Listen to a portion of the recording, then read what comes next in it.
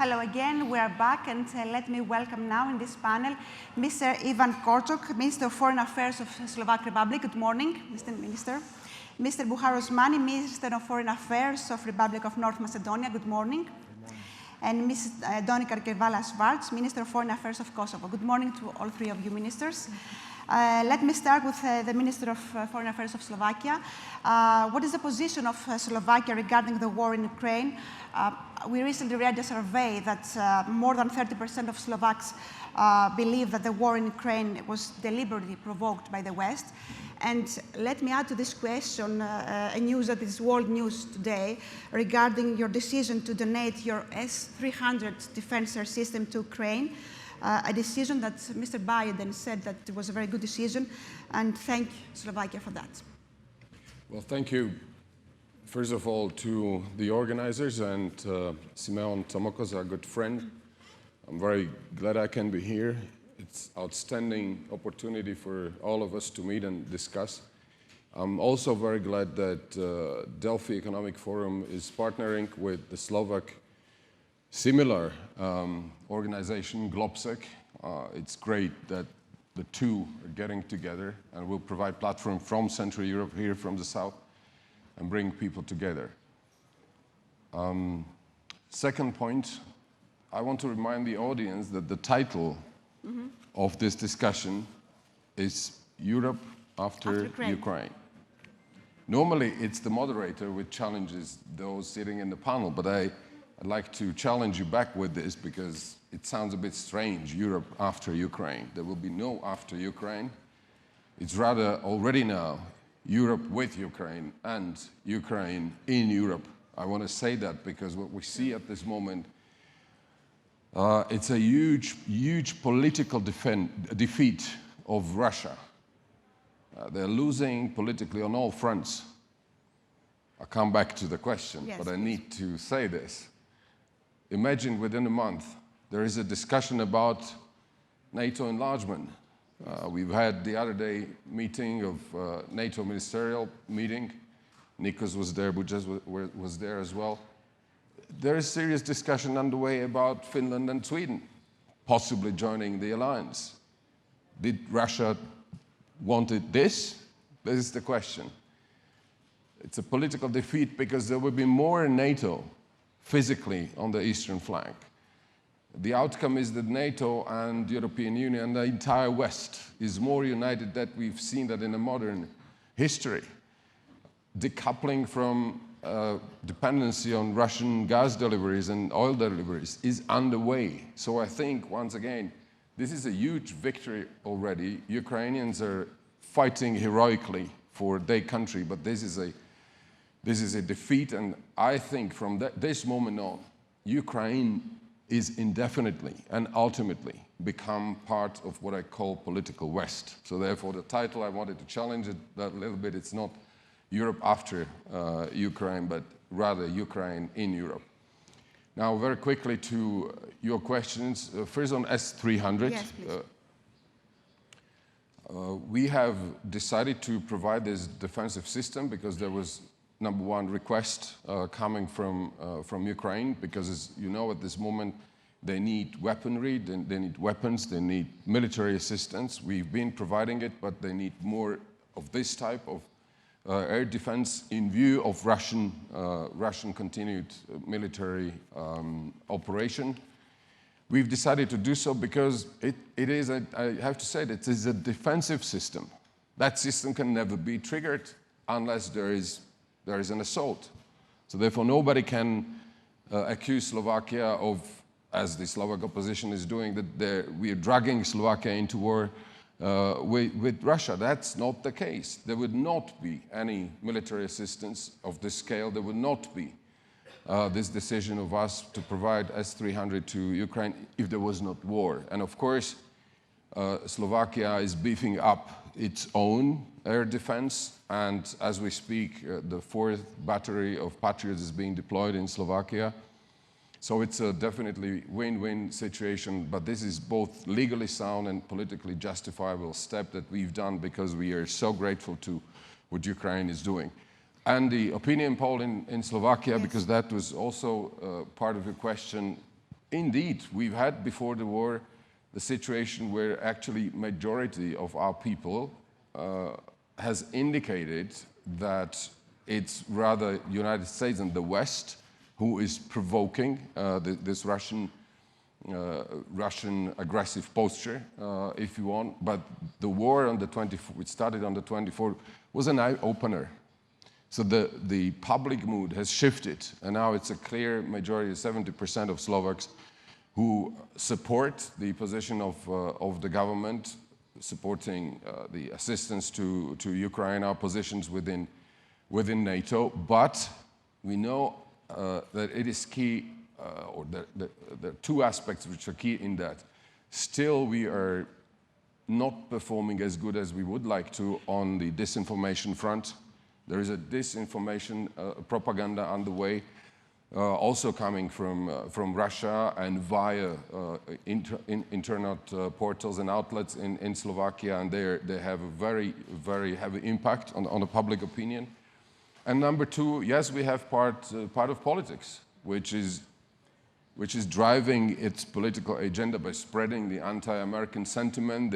They say America and NATO, it is the same. Everybody knows that the United States is a key part of NATO, but they're running this anti-NATO, anti-West sentiment via anti-American sentiment. And then there are historical reasons. I stop by that. Of course, the Slavic Brotherhood sort of perception, historically given, it's still present.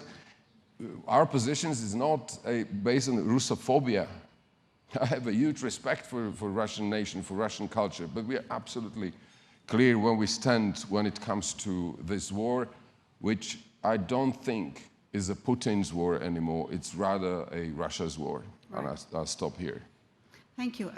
Mr. Osmani, yesterday you visited the Polish-Ukrainian border as a part of the OSCE Troika, and you met with Minister Kuleba, Minister of Foreign Affairs of Ukraine. What are your impressions on the ground?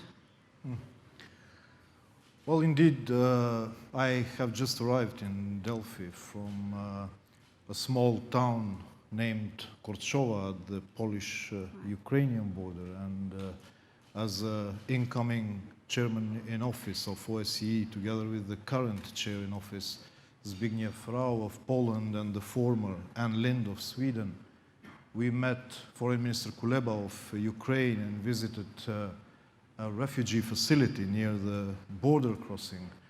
In fact, it was a shopping mall that has been transformed into a temporary shelter for the thousands of refugees, that children and women and elderly people that have been entering Poland in the recent weeks, the stores being converted to living rooms and kitchen and kindergarten and people. And while it's interesting that while listening with Dmitro the stories of these peoples, he got the message that a train station had been shelled in Ukraine, and many women and children had been killed, and many had been injured, waiting to depart from Ukraine. So indeed, we are witnessing a humanitarian catastrophe in Ukraine, and I think the need for urgent action is more than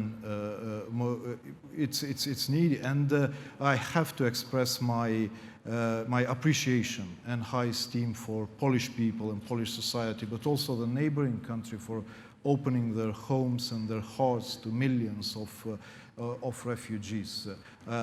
We are all united in condemnation of the Russian aggression in Ukraine, which represents a blatant violation of the international law and rules-based international order. But particularly we condemn, and this was the intention of yesterday's visit, to send the message of support from the OSCE Troika and from this organization, and particularly to condemn the atrocities committed on civilian population. And we call for those who have perpetrator of those atrocities to be held accountable. And certainly we urged Russia to immediately stop this unjustified war, but certainly we offered the mechanisms and the platform of the OSCE to restore the channels of communication and dialogue. North Macedonia, as you know, has been unequivocal in its stance toward the war in Ukraine, not only because it's part of the alliance and it's a credible ally in the Western Balkans, but because this is an issue of moral stance of countries.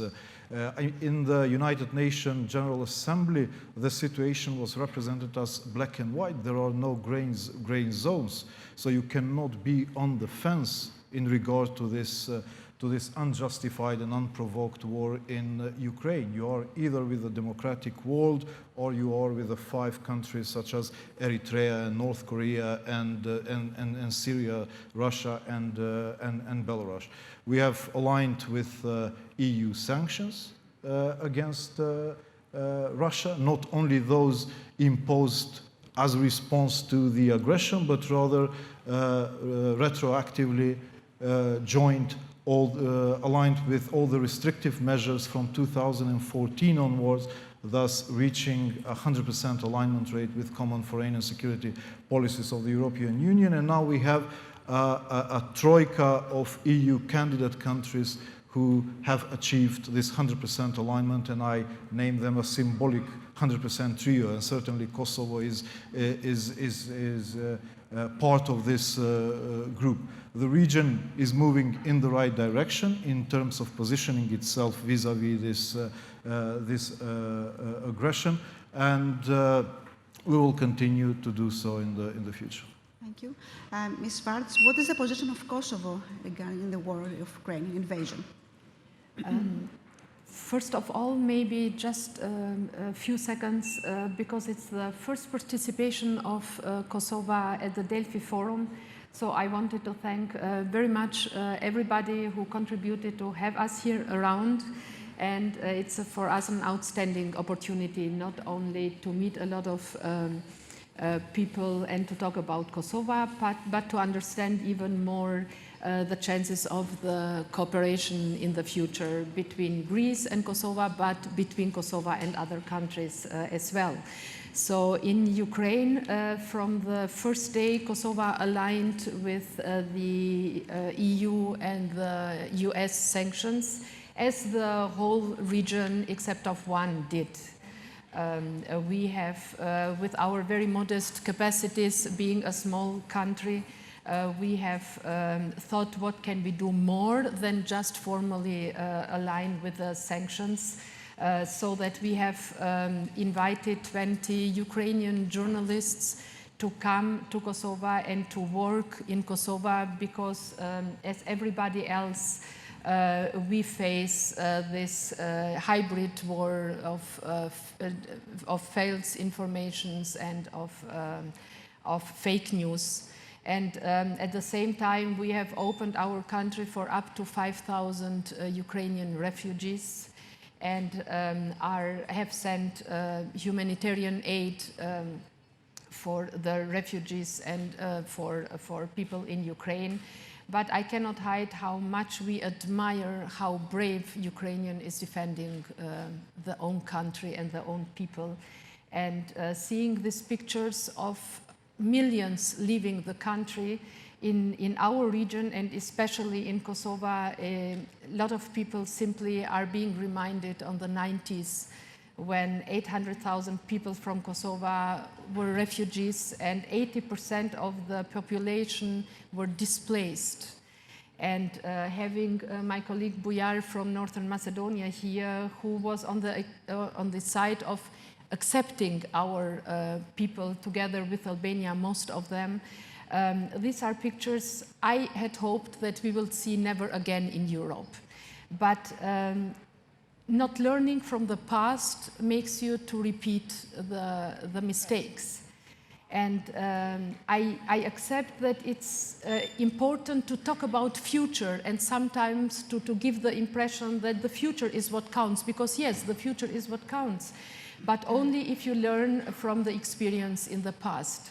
And from the first day, our government is a new government. From the first day last year when we took office, we tried in every multilateral forum and in every bilateral talk, we tried to raise the awareness about where are we going with Russia behaving as they behave and with our other autocrats behaving as they do, because you know they do not hide their intentions. Right. They have shown us what they are going to do in Ukraine, and we, the democratic world, we were expecting them not to do that instead of taking the important measures that are that need to be taken. So I hope that for now, the present, and for the future, we react as we should. Right. And I'm convinced that one mistake Mr.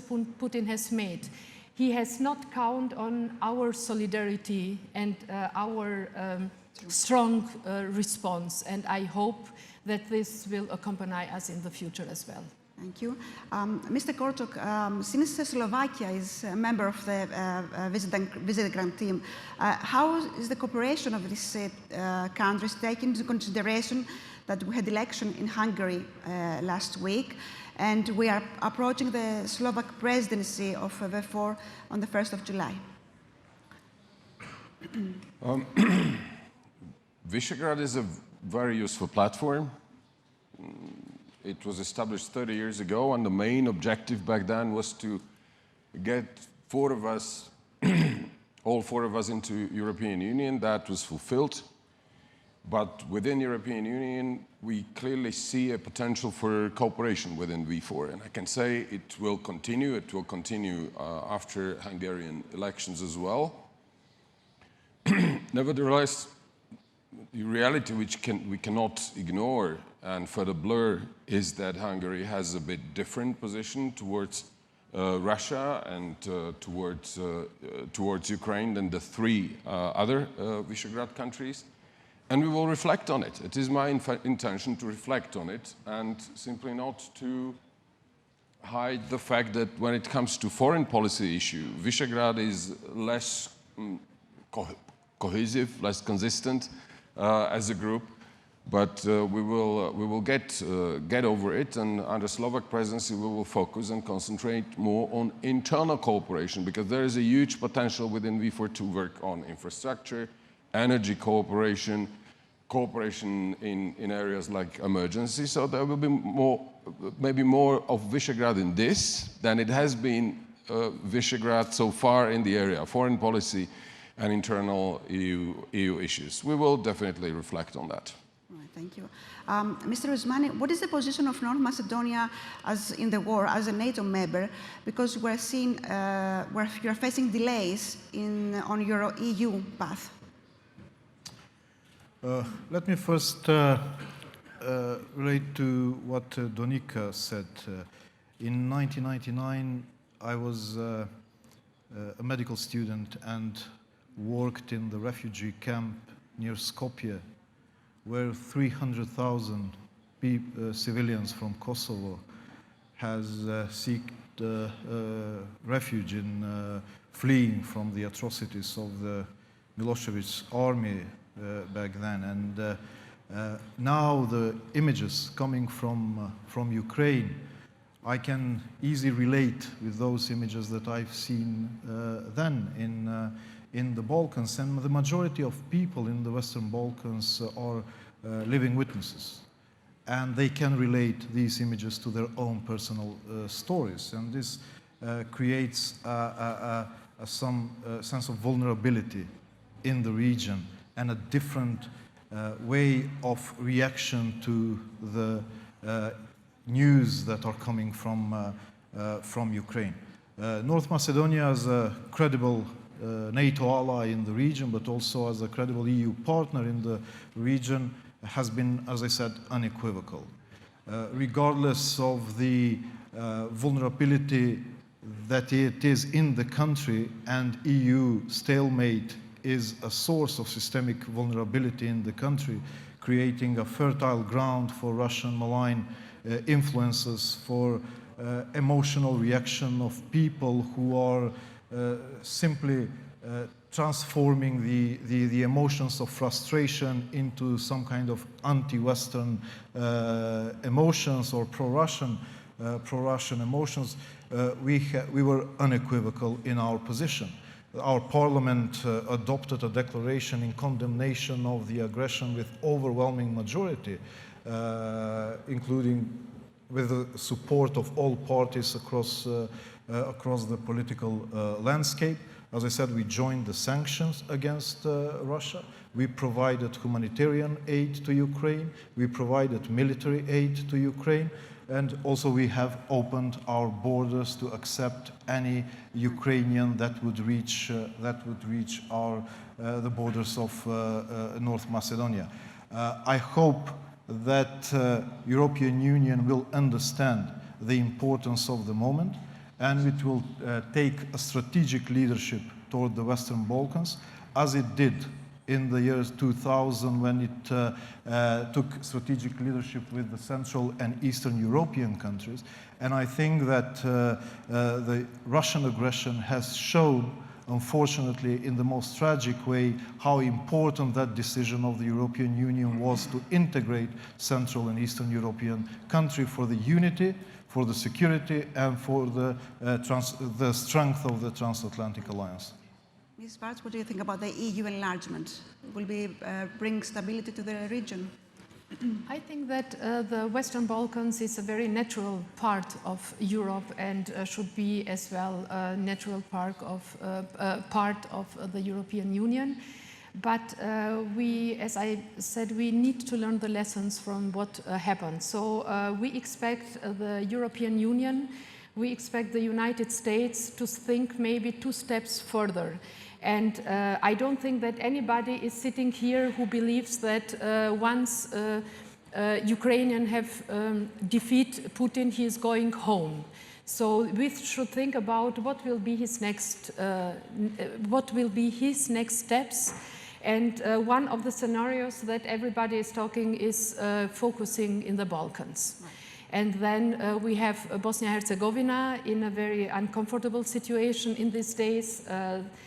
We have the danger of Bosnia falling apart as a state not later than in this June during the French presidency. So the European Union should show leadership, and they should open not only for Ukraine, but very fast and very soon for the Western Balkans.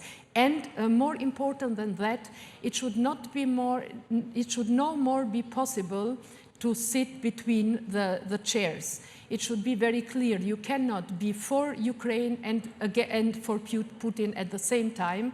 And that's the message that you should send. You cannot take EU money to buy Russian weapons. So it's time to decide what will be in the next 20 years, and we will support and appreciate every action in that direction. You want to add something, Minister of Foreign Affairs? Sorry, because I know our time is over, yes. But I have to say it because I'm sitting here as the only one who represents country in the EU.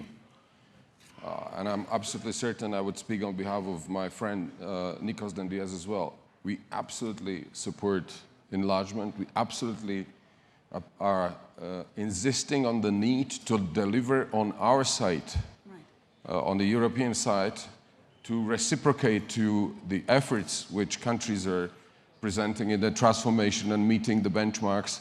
Here, especially, I want to say, sitting next to North Macedonian colleague, it is the moment now for you and Albania to start finally negotiations there. I see no reason to further postpone it, the beginning. In a broad political context, this is absolutely critical because we have to see reality as it is. There are folks running around in the Western Balkans, other competitors, other opponents, and they're gaining ground there. And this is our neighborhood. We must not lose this opportunity and momentum to get them closer Having said that, we appreciate so much in Slovakia. There are so many countries of the Western Balkans. We're 100% aligned with our positions, including Kosovo. I mean, in spite of the fact where we are as a non-recognizers, but we're not blind. We know exactly, I want to say it here on the record, we appreciate such a clear position of view of North Macedonia, of Albania, I think Montenegro. This is extremely important at this moment so that the Russian regime sees and views where the countries of the Western Balkans stand. And in response to that, we in the EU must give a right answer. And that is to get you closer, because these countries are doing tremendous progress. So sorry, but I wanted to say this. Thank you all, Minister of Slovakia, Minister of North Macedonia, and Minister of Kosovo. Thank you all for being us this morning in the Delphi Economic Forum. Thank you.